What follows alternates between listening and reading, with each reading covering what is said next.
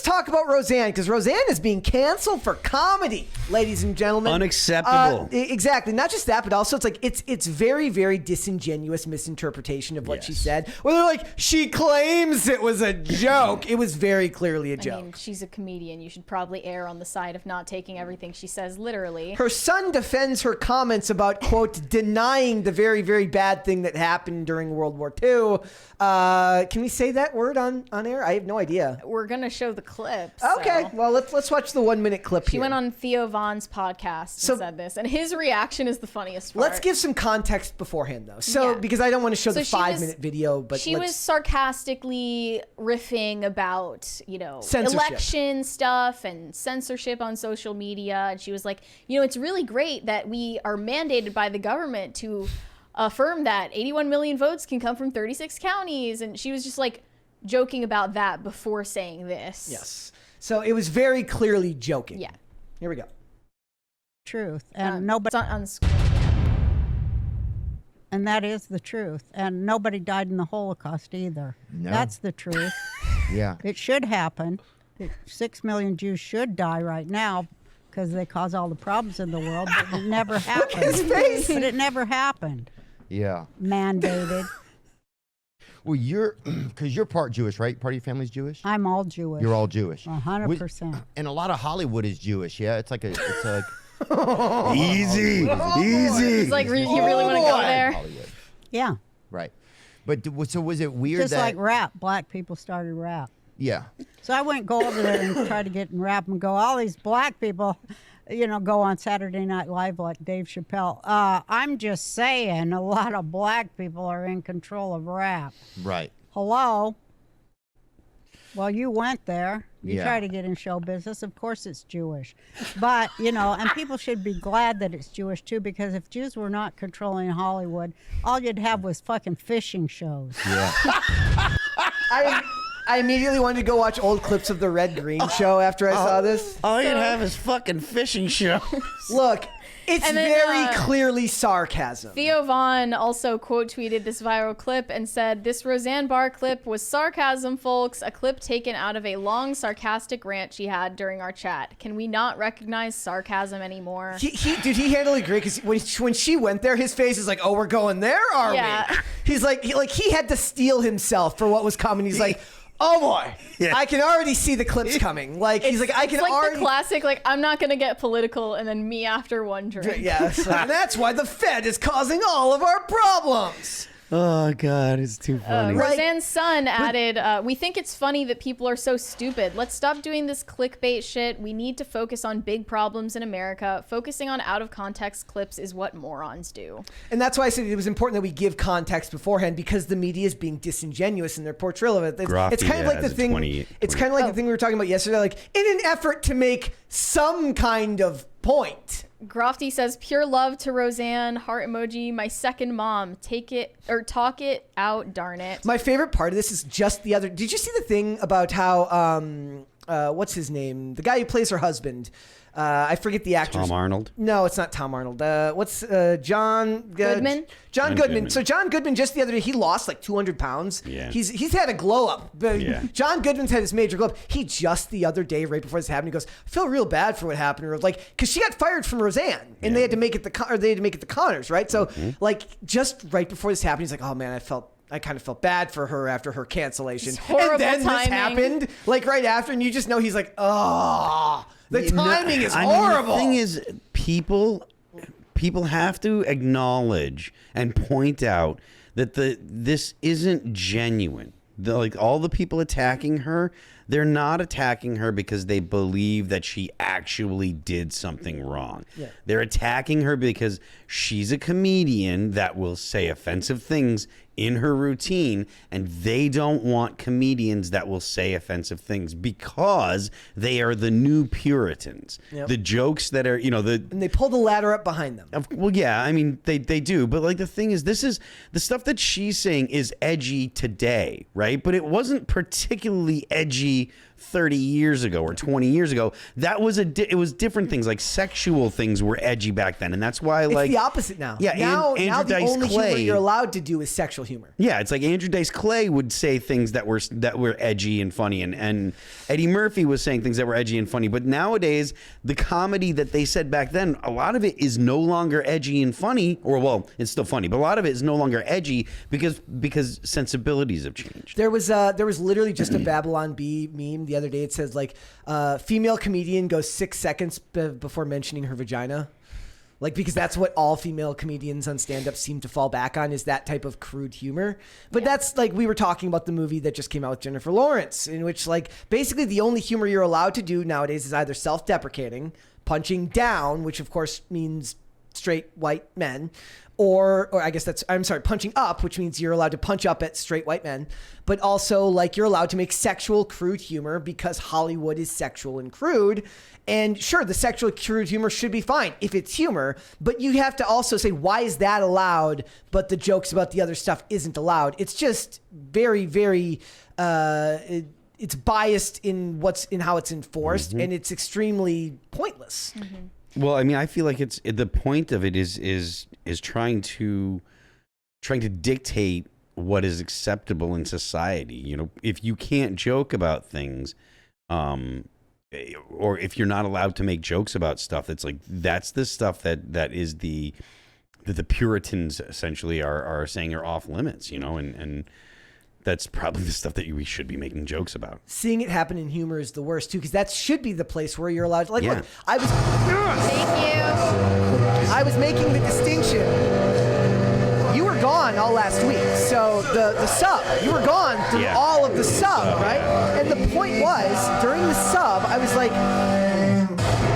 I laughed at every single one of the memes, but Yeah. also was like, kind of like, why are these people on Twitter actively excited about these people dying? Yeah, because There's a bad people. difference there. Yeah. Like, there's a big Yeah. difference, and it's one of the clearest cut examples I've seen recently. Thank you. It's one of the clearest cut examples recently where I've seen, like, there is a difference. There's a point to where Absolutely. you're just celebrating rich people dying because they're rich, because your point is that because they're wealthy, it makes it okay. Yep. Those are the people, like, if you wonder what would happen in the communist revolution, the people who want to put you against the wall, those are the people Yeah. that are happy to do that. Yeah. Who see no problem in real othering- life, they're weaklings. Yes. And on social media, they act harder than they but are. if given the power of the state, they would absolutely enforce you it. say that, but a couple just the other day in New York City, one of the primaries, the DSA candidate won. Mm-hmm. So that's actual communists are winning elections in the United States of America. Yep. So we can say, oh, you know, we can mock them and stuff like that,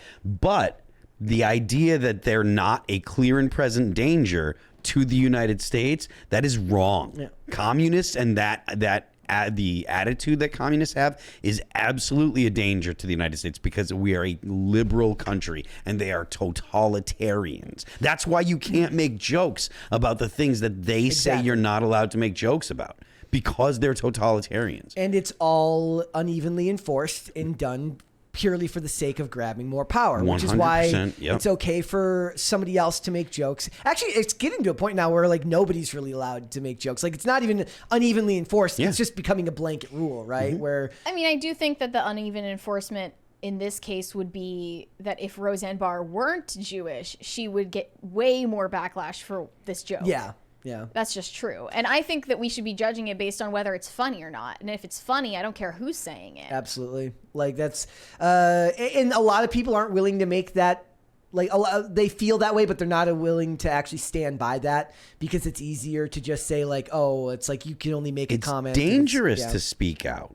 I mean, if you have a job and you say, oh, no, it's okay, someone might go to your job and be like, oh, this person said this. Those kinds of things are real, actual possibilities. And again, that points to the fact that the Puritans that are in charge of what is public sensibilities or whatever, the people that set what is and is not acceptable, those people are very heavily influenced by totalitarians. That's a whole conversation as to why it's a good thing that Elon Musk bought Twitter.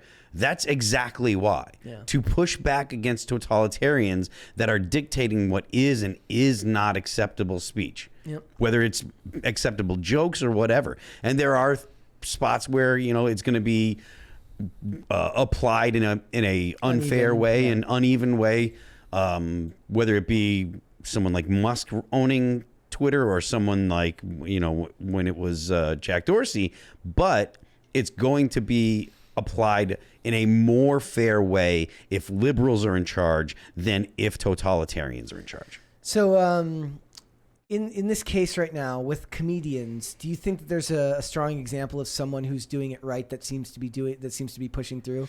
I feel like Andrew Schultz does a good job. He feel does like try. Ryan Long does a good job. Schultz is bigger at this point, right? Because he was just in the UK. Yeah, Schultz is bigger in part. I think part of the reason Schultz is bigger is because he's like homies with Mainstream. he's homies with Joe Rogan, if I understand correctly. But he has some great bits that he does, and he's able to walk the line without going too far into like the right. He points at the things that the right point at, and he makes jokes about them without sounding like he's a right winger. Yeah. You know what I mean? Yep. Even Ryan Long's really funny and stuff, but he's definitely making jokes from a right leaning perspective. His skits are more neutral than his comedy. Like his skits tend to be something that points out the follies of both sides, right? Okay. Like the one recently where he talked to me, he was like, I'm a cameraman who documents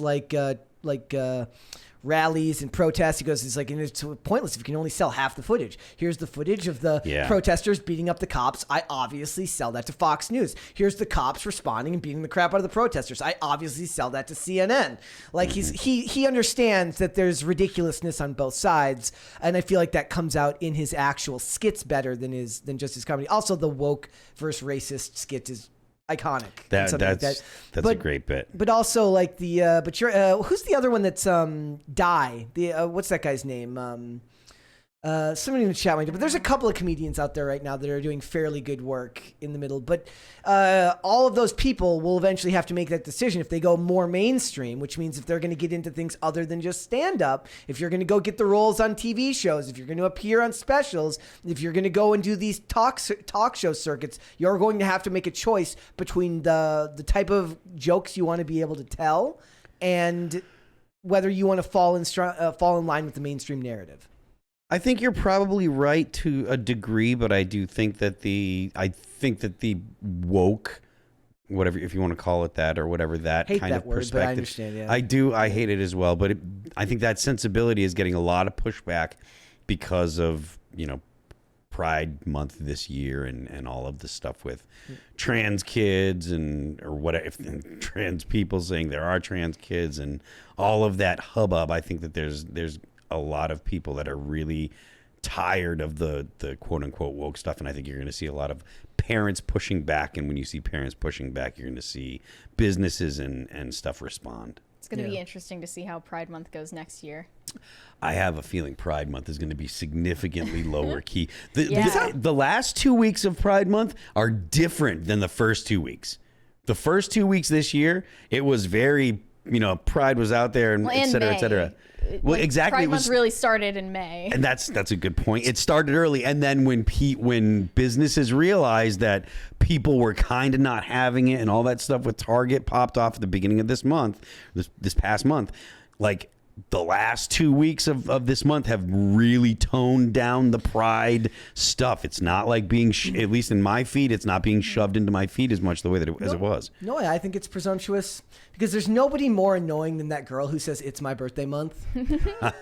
Like, is that not the most narcissistic thing in the entire world? It is. Like, birthday week, bad. Birthday month, just no. And then Pride Month is basically the same thing. It's like, pay attention to me and celebrate me. Now it's Pride season. Rachel Levine, whatever his name is, right. And then said eventually that it's Pride season. It's going to be Pride year, and then it's just going to be state mandated homosexuality, just like Sam Hyde said it would happen. It'll be suck her dick bigot. Can't wait. That's what it's going to But be. as far as Roseanne, I think it's unfortunate that even after she's been canceled and she's been deplatformed and all of this, she's still being judged by the same rubric of of course. whether you're punching up or punching down. hate And that. she does get more leeway for saying a joke like this just because she's Jewish, which, you know, isn't something that she chose. She was born this way. Maybe they're just And, like, look, she's a woman. She's not funny. Well, I think that she should be judged on whether she's making a funny joke or not on like her identity markers that make it acceptable or not to say those things. If she were saying a sarcastic joke like this that didn't land and it wasn't funny to anyone, then sure, like trash her for being unfunny because her job is to be a comedian. But I don't like that she's still like getting excused for saying a joke based on the fact that she's Jewish, you know? Yeah. Because like a white person would never be allowed to say a joke like that. I don't feel like she's getting excused. I feel No. like she takes a lot of heat as Well, it is. she is getting a lot of heat, but it's like relative to how she was canceled before for something way less. I'm Those just saying, those like, bad it's Ambien unfortunate. trips, man. You I don't mean, want it. even like a black comedian would get more leeway for saying a joke about the Holocaust than a white comedian. It still has nothing to do with their race. Yeah. Like, just make a funny joke, you know? Thanks for watching. Listen to full episodes of Pop Culture Crisis on Spotify. Keep up with us on social media and make sure you subscribe and ring that bell so you never miss the show. Bye, guys.